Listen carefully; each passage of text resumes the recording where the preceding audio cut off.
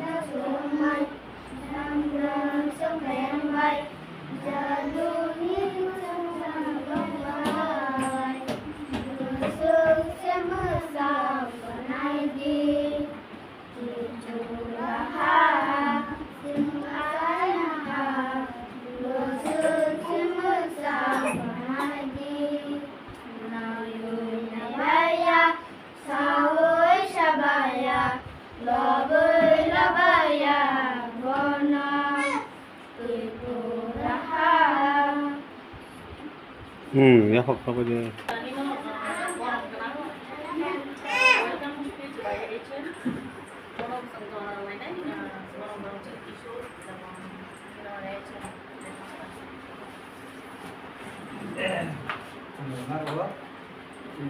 Shabati Presiden dari Dewan Gubernur dari Nabi Jakarta Amnama Roa untuk sana diberikan bisnis satu sana kawan sakra dari sini garden loh janggo ini janggo baik share kok bisa short sharing kok kami jauh maka kembali ke Amnama Roa dan karena agreement saja meeting kaisa khanya hewan tu kamani na meeting khanya ni kamani na to kaisa bisa meeting mo khaje ni jai kaisa man ka abun gore an meeting ko da hoya और शिक्षा शब्द ने नुमा बाने सिंनाय ओके जेमन बे मेटार तीनटा दङ सलिड लिक्विड गैस अबुन सलिड लिक्विड क्राक जातीय क्राक जातीय न Kasa Kuang di sana itu nak kerja untuk kopi bahasa, utang tunai, nong ipas sama dia, utang tunai, as solid sama, dua kasih ini dua puluh lima ini, orang tak kasih solid, tuynya poma tunai, kau tuh nona tuy ini sini ya,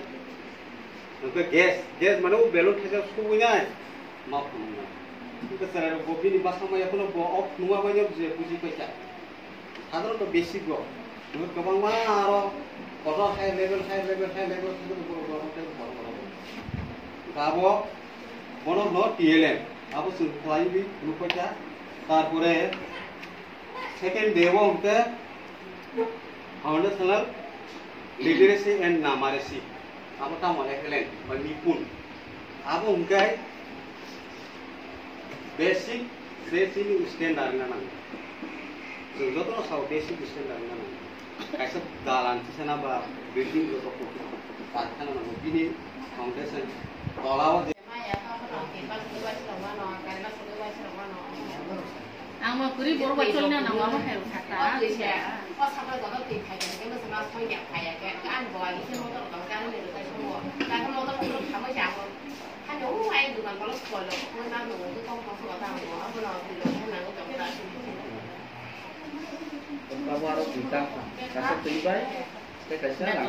rangkoi hai mia leri ha bo ek logo dui tin ma tai to tong kem sajanai sadi khogja tong ni salai gese poriskar ngo motilal biro thare biana bimarak thare ha tai to tong sajanai sadi ma kokse